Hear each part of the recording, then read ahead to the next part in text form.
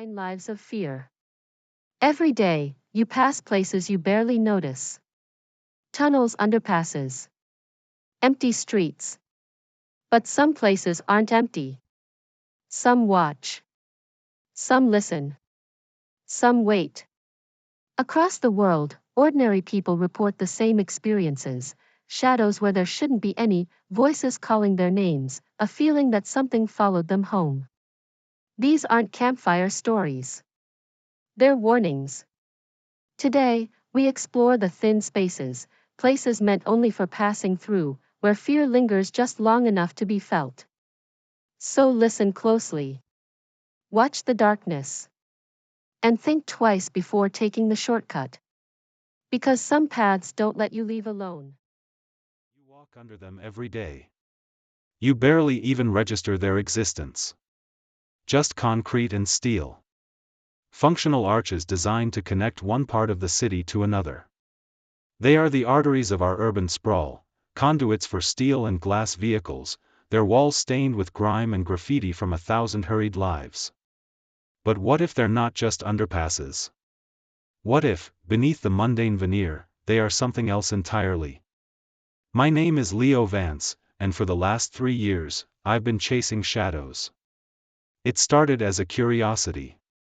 A way to kill time during the graveyard shift at a local radio station, reading listener-submitted ghost stories.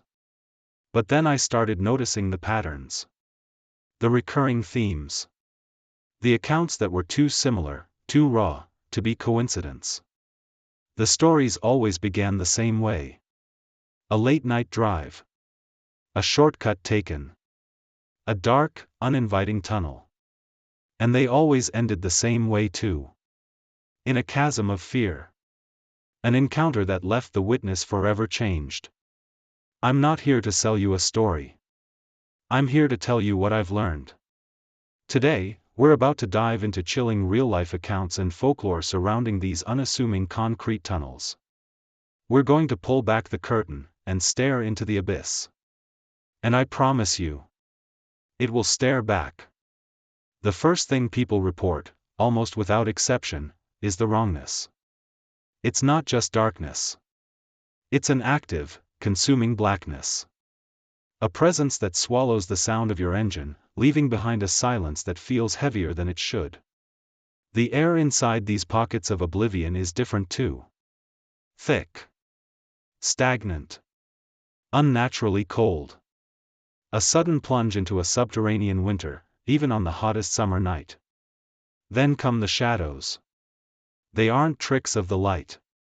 They are shadow people. Witnesses describe fleeting figures at the edge of their vision, shapes that detach from the deeper darkness at the far end of the tunnel. They aren't solid. They're silhouettes of impossible thinness. Human-shaped voids that move with fluid, unnatural grace.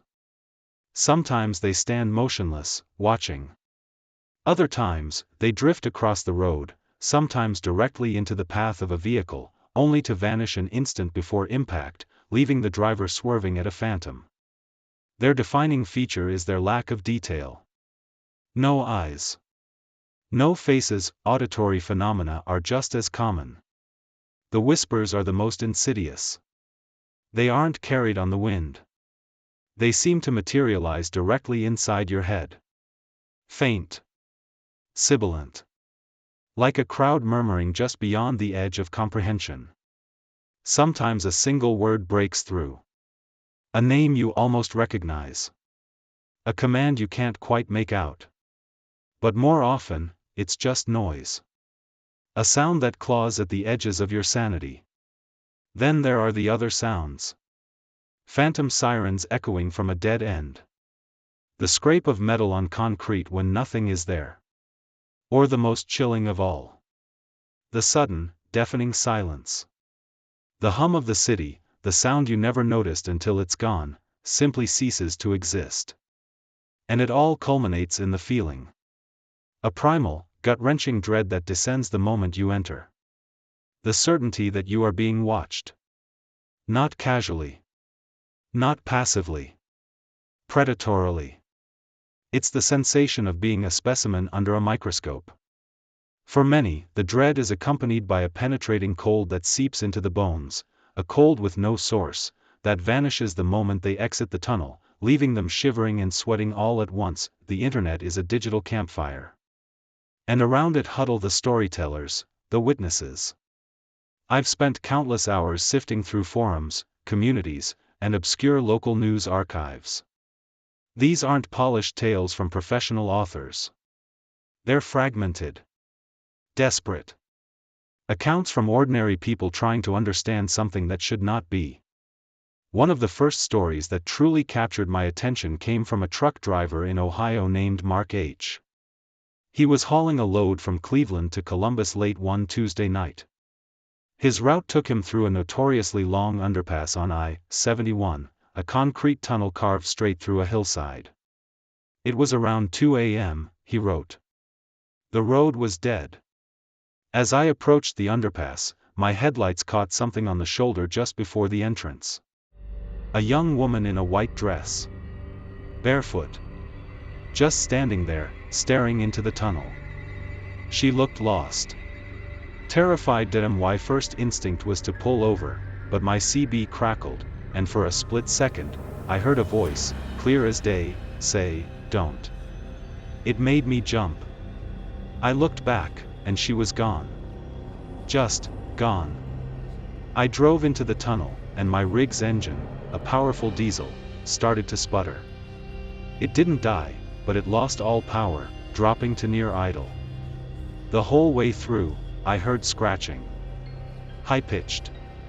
Like long nails dragging across metal. When I finally cleared the tunnel, the engine roared back to life. The scratching stopped.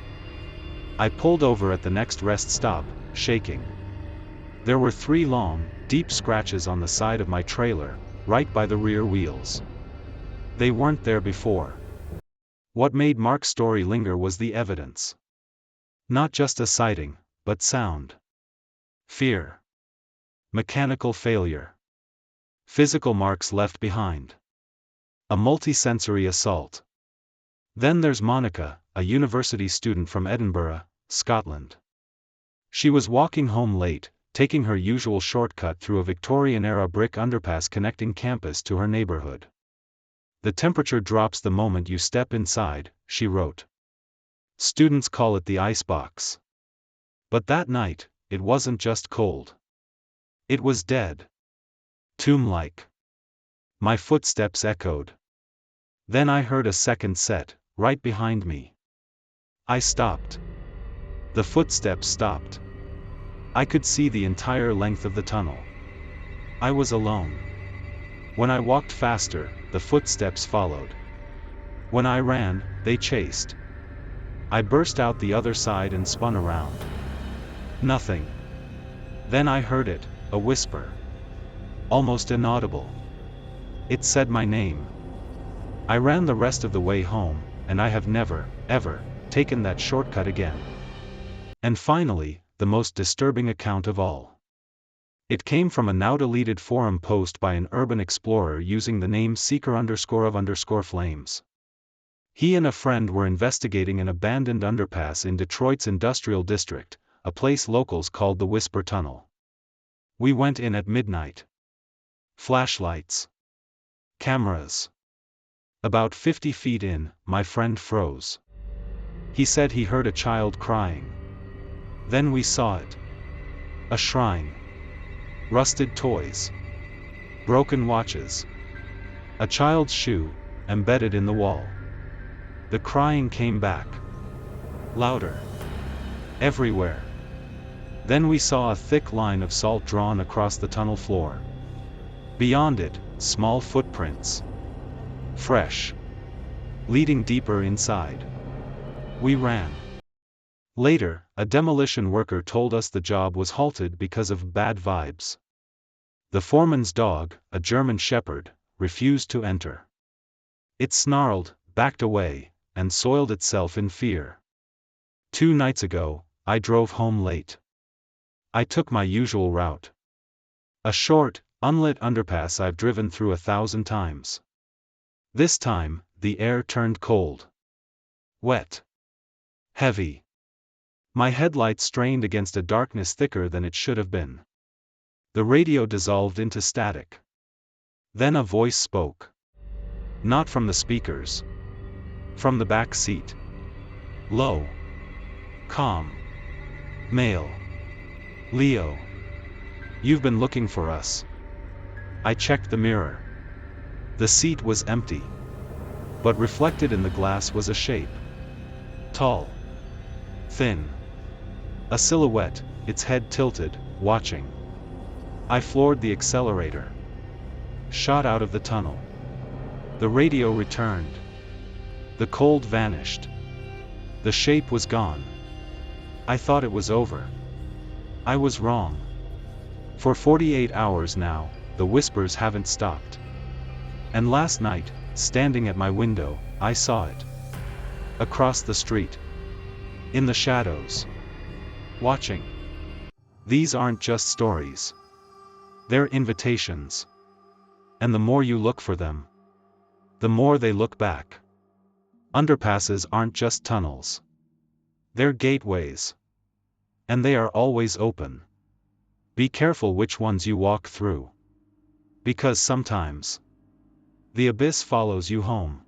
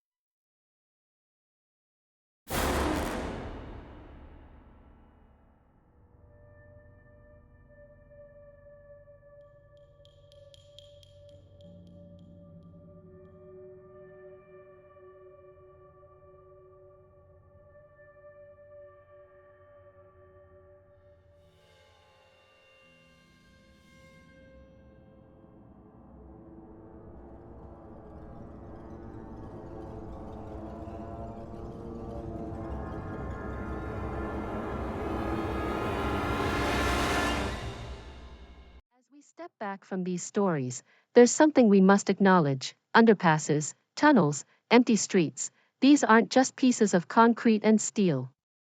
They are thresholds. Liminal spaces where the ordinary becomes extraordinary, where the line between the seen and the unseen thins. The people we've heard from, the truck drivers, the students, the explorers, they didn't go looking for fear. And yet, it found them. It waited. It watched. And it followed them home. Perhaps the scariest part is not the shadows or the whispers themselves, but the realization that they could exist anywhere. That the places we pass every day might hold more than we can comprehend. That fear is patient. And it is persistent. So the next time you take a shortcut, drive through a dark tunnel, or walk beneath an unremarkable bridge, remember, some paths aren't meant to be rushed. Some paths aren't meant to be walked alone.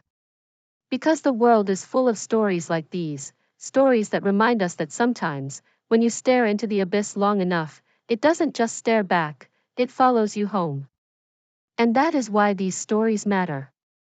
Not just as tales of shadows or strange sounds, but as reminders. Reminders that the world is bigger, darker, and far more mysterious than we like to admit. The underpasses, the tunnels, the empty streets, they exist all around us, waiting quietly, patiently.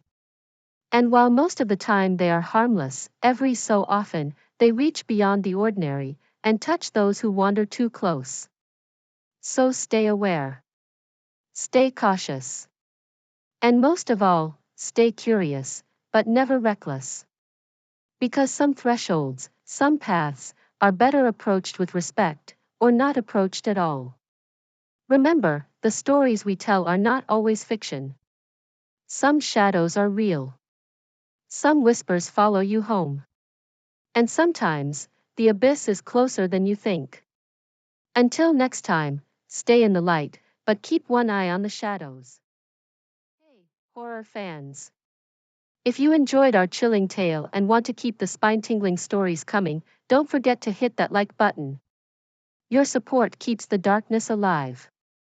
Share this video with your friends, let's spread the fear together. And if you haven't already, make sure to subscribe and turn on notifications, so you never miss a hair-raising moment. Join our community of thrill seekers and prepare for more eerie adventures. Thanks for watching, and remember, stay scared.